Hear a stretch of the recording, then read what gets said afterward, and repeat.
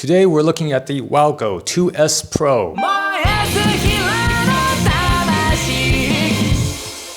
This is WowGo's latest budget board. I think it's only like 430 bucks. I'm just gonna wing it this time. I'm not gonna write a script because if I write a script, it's gonna take me a month to make this video. Anyway, let's start with the electronics.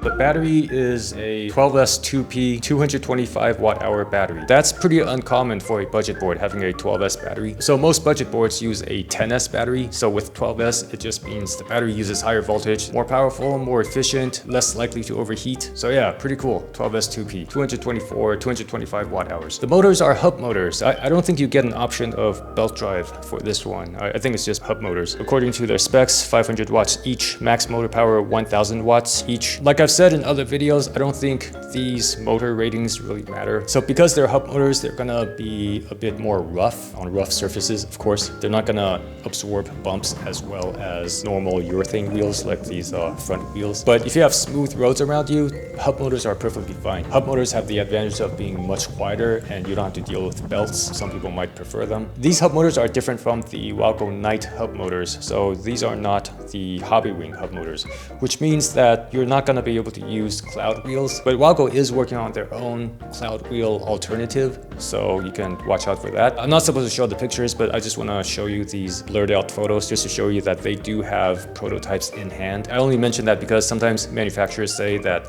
they're gonna come out with something, but then like they show me an illustration, but it's just an illustration. They haven't actually produced like anything, but WowGo has actually made several prototypes for their new wheels. The ESC, I believe, is the same one that was in the WowGo Night.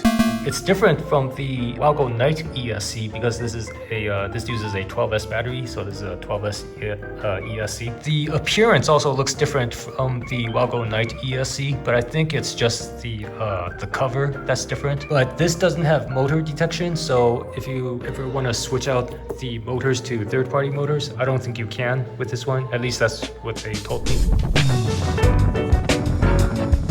ShredLights make riding at night safer by making you more visible. ShredLights recently released the Skateboard Single Pack, which includes one SL200 light and a pair of mounts. The pack comes with your choice of either the headlight or tail light, and whichever type of skateboard mount you want. On the WowGo 2S Pro, I'm using the flat mount underneath the deck. And with the action mount, I can easily move the light to anywhere that I can mount an action camera, such as my helmet. The Skateboard Single Pack is the most affordable skateboard pack that ShredLights has ever offered.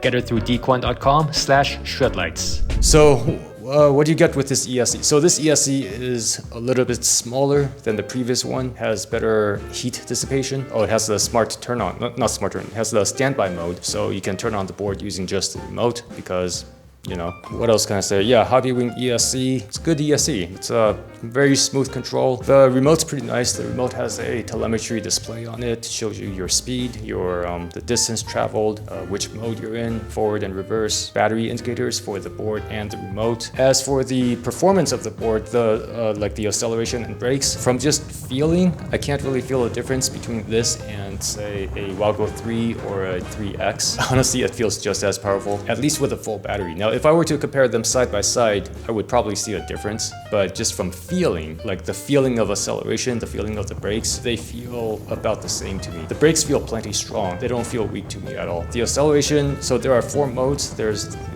mode 1, 2, 3, and T for turbo. So turbo obviously has stronger acceleration. The other 3 modes, they're all about equal. Like even the first mode is pretty quick. The difference between the 4 modes is mainly the top speed, or at least modes 1, 2, 3, the top speeds are different. Modes 3 and 4, the top speeds are the same, but the acceleration is different. Okay, for the range, I got 21.8 kilometers on the remote, and on the Ride app, I also got 21.8 kilometers. So that's actually the first time that my Ride app and the remote got the exact same number. 21.8, that was when I rode down to about 5% battery, so the remote gave me the 10% warning, and then I kept on riding for a little bit, but there was still power left when I stopped recording because I don't want to completely drain the battery. So I'm estimating that I rode down to about 5%. So 21.8 kilometers for a 225 watt-hour battery. That's about right. That's like exactly on target, actually.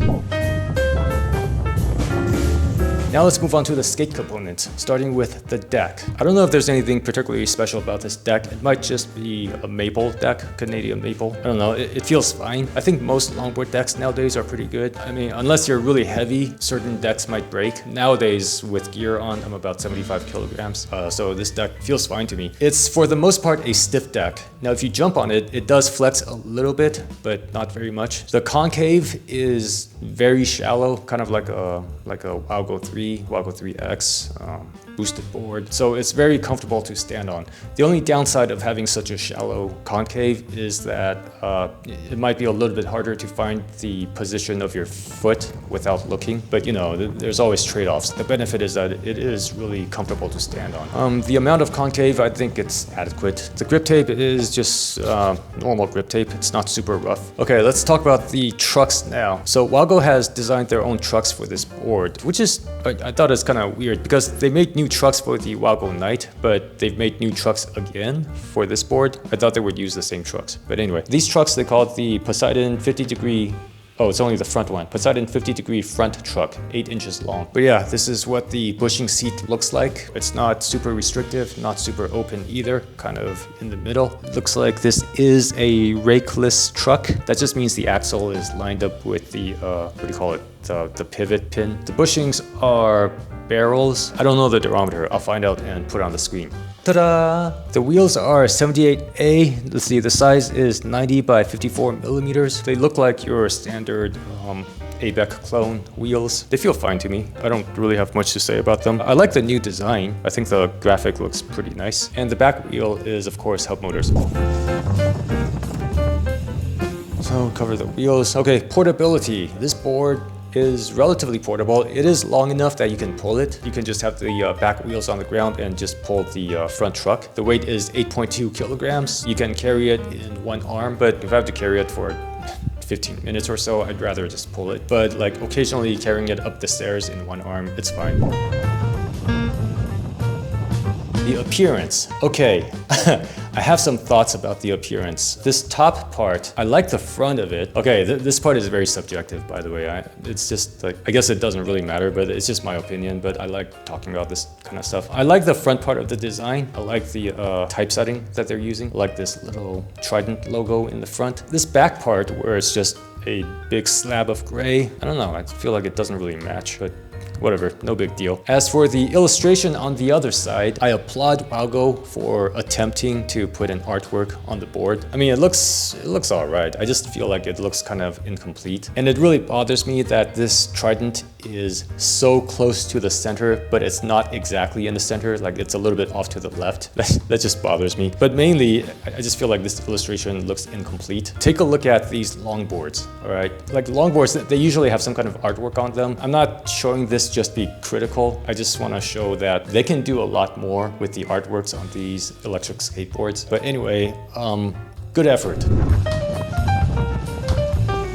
As for the after-sale service, I guess any after-sale is going to happen through email, and any parts they send you is going to come from China, at least for now. For a short time, or actually, I don't know if they even set it up. They were going to set up a repair facility in Texas. I'm not sure if that ever got up and running. I think it is still a warehouse, so they do still stock parts over there, but I don't know if they ever actually did any repairs over there. At this moment, they don't do any repairs over there. So if you need any replacement parts, they're just going to send to you from China, unless the parts are in stock.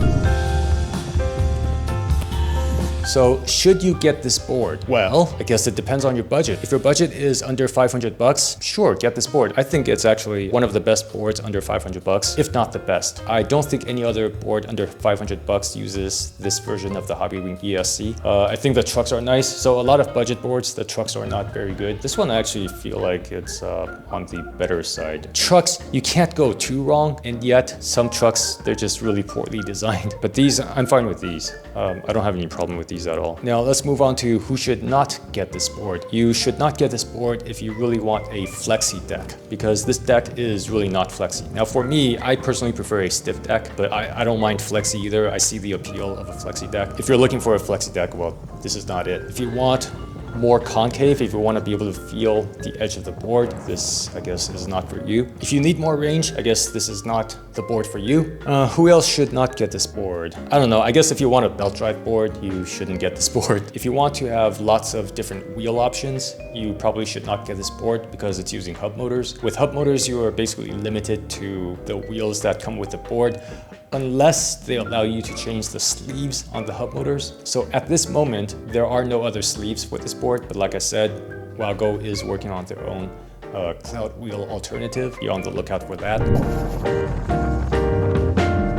Okay, final thoughts about this board. I think this is a pretty good budget board. I enjoyed riding it. Remember, it's only 430 bucks and it comes with a 12S battery and it comes with the latest Hobby Ring ESC. Overall, pretty good. The deck, it's a very simple shape, but you know, I don't mind the simple shape at all. Hub motors, you know, I prefer belt drive, but if you're buying your first electric skateboard, I think hub motors is a really good option to kind of dip your toes in, or what's the saying? I forget how the saying goes, but as your first experience, as your entry into electric skateboarding, I think hub motors are a great option. Well, that's about all I have to say about this board. Like if you liked it, subs if you subbed it, or anyway, ciao.